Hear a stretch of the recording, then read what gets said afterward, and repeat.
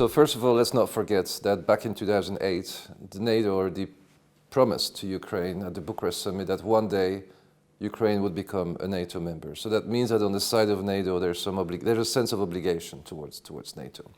Now, the problem, however, is that right now we still have a divide inside NATO. There are some countries that want membership for Ukraine fast.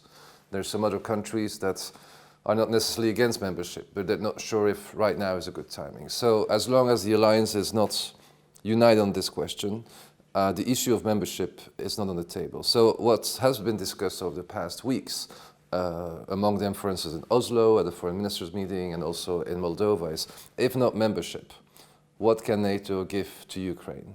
What more can NATO give to Ukraine? And I think what we're looking at right now, because Ukraine, of course, is already a partner of NATO. That means that NATO is already giving some benefits to Ukraine, but of course, NATO is also benefiting from this partnership too. But there will be more measures on the table. I think there's two concrete things here where we'll be looking at. First of all, it's a more easy transfer of weapons and technology to Ukraine. Right now, over the past year, we've seen, there was always a lot of debate about red lines. You cannot give tanks, then you cannot give jet fighters. And we see that these red lines have been fallen one after the other. I think NATO is now coming to the realization that we basically need to transfer weapons and technology to the level that you need. Some call it, for instance, an Israel model, where basically the West is providing the weaponry that is necessary to defend yourself. So definitely more capabilities, more weapons, and an easier transfer. That's number one. Number two is also a deepening of political relationships. Now, how to do that, of course, this will go through a so-called NATO-Ukraine Council. Now, Ukraine and NATO already have a political platform. It's called the NUC, the NATO-Ukraine Committee. But this is a pretty, I would say, basic level of conversation. So the Council will basically upgrade that.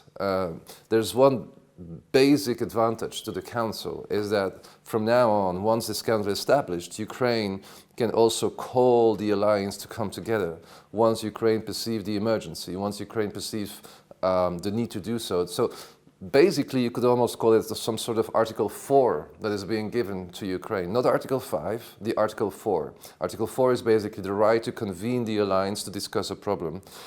So the Council is really, some sort of powerful instrument for political dialogue, for consultation. It will give a more effective way to Ukraine to communicate any needs Ukraine has vis-à-vis NATO. So two things, weapons and political dialogue. This will be the outcome of the Vilnius summit.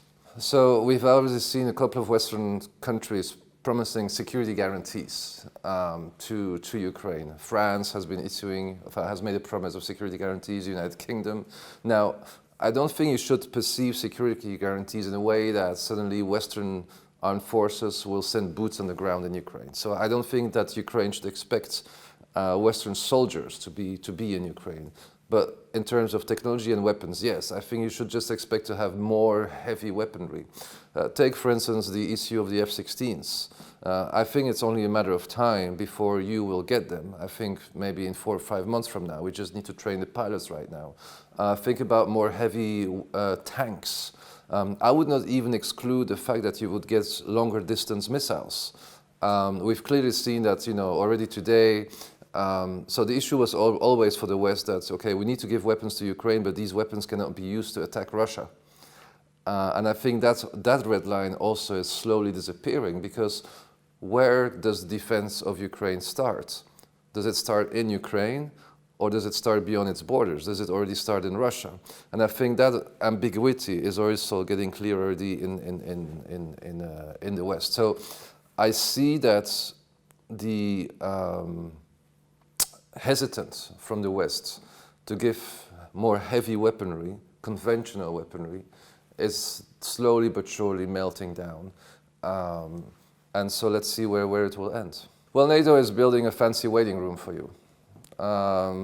You're not getting a membership action plan. A membership action plan is usually what a country gets on its way to membership. It's what comes before the membership. So you're not getting membership, and you're also not getting the membership action plan. But you're getting a very fancy golden waiting room, and the NATO-Ukraine Council, exactly that.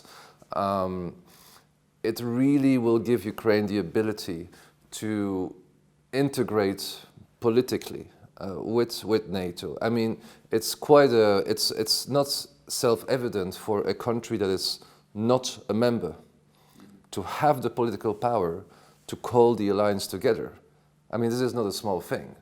So it basically means that when there is an extreme emergency, that Ukraine, for instance, would urgently need something like a capability or some political messaging, that Ukraine can call upon the alliance, that all the countries have to come together to coordinate. So again, it is not necessarily what Ukraine wants. I know Ukraine wants membership. But once again, I would say it's an incremental step by step, by step, by step, bringing you closer to membership. And this you cannot underestimate.